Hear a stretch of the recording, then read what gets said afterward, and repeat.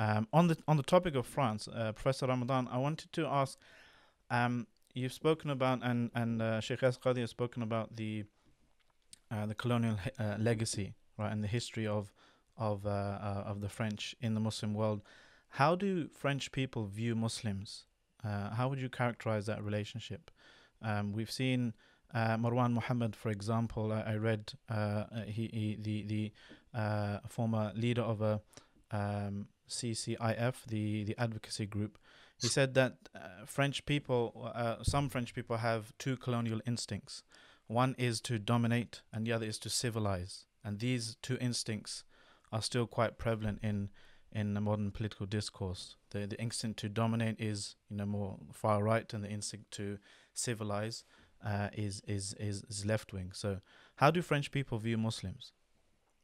No, I think he's right. And I think we have to be quite clear about the fact that the perception today, it's very negative. 76% of the French people think that Islam is a problem, and that even that the secular laicite system is in danger today with the Muslim presence. So this means that they think of the Muslim presence as a danger to the unity of the Republic, which is the main reference and principle. And this perception, this negative perception, means that we have to do something about it, and we cannot just victimize ourselves and just say that's your fault. And this is why, relying on what Dr.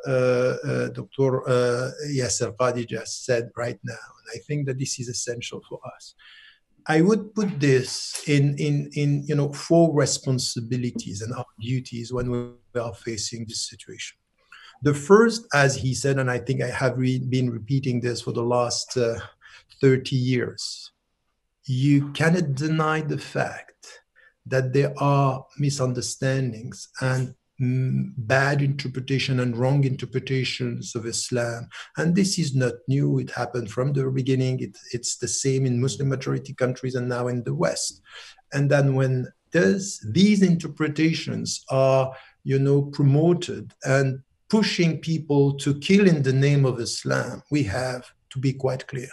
And we have to speak from within as Muslims, saying that this is our responsibility to say that this is Islamic and this is not. This cannot be accepted, and this violence and targeting innocent people. And I said this not only in the West, by the way.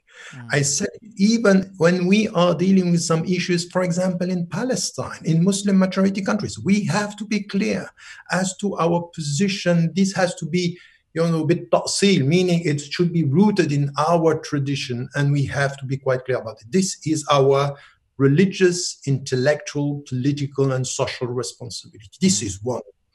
The second is really to be quite clear about the fact that when the people are simplifying the whole political perspective, we also have to be quite cautious with the fact that sometimes it's not even political, because many of this young guy there, with what they are doing, this has nothing to do with even a political understanding. It's much more emotional and psychological than political.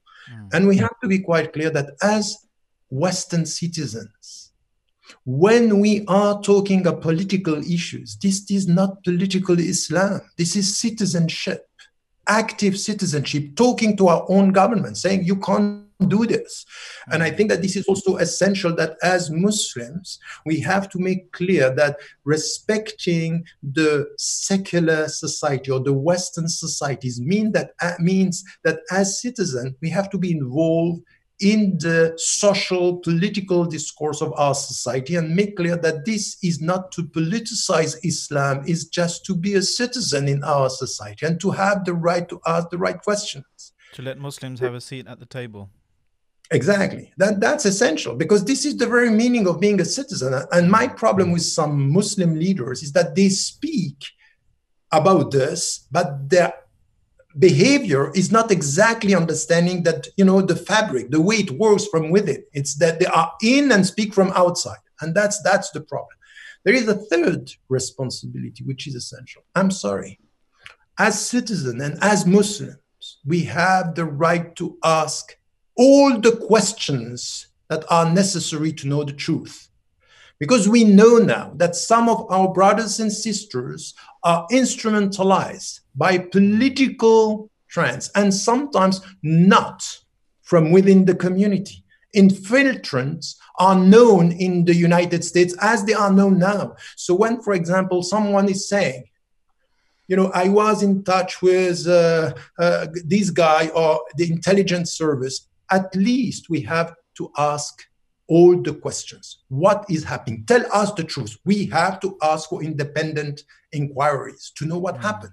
It's true with what happened in the 11th of September, but it's true also with what is happening now. It's not to have, a conspiracy, theory. It's just to ask the question. We want to know in a transparent way what is happening. Because if you say that this is coming from us as Muslims, we have to do something about it. But if now these people, how come you are telling me that in one night someone became radicalized? How? By whom? What is happening? When he was dancing the day before, taking drugs, and you come to tell me this is Islam? He himself, his father is saying, not in this case, but it happened the last time, his father is saying he has nothing to do with religion. He's not a practicing Muslim. He knows nothing about Islam. So we have to ask the right, and we have to be courageous enough, not always to be on the defensive, to apologize, but as citizens, to ask the right questions with all our citizens. Do you suspect foul play on the part of the security services? Because it might sound conspiratorial, but if we look at the U.S. Context, for example, the FBI has been roundly criticized for foiling plots largely of its own making. Shaykh Yasir, you've spoken about this in the past, where they entrap young, impressionable people with the lure of either money or... Let me tell you something. There is one police officer who is coming from Algeria. He's a French. He's saying, we are infiltrating some groups and pushing to know up to where they can go. So this is said by the police itself. So police, the police system is saying this. We are not going towards, trying to avoid taking our responsibility. We have the responsibility to ask the right question. And my last responsibility as a Muslim, and if we understand that we are rahmatan lil alamin, we are mercy to the world, we have to be clear that today, even if France and the French people have a negative perception of Muslims and Islam, we have to make our presence a gift to the society. And to make it clear, if today you are targeting the Muslims and you are now targeting them and preventing them to be free, that they have limited freedom of expression, limited freedom of conscience, at the end of the day, all this will come back to you. Because you cannot only target a segment of the society.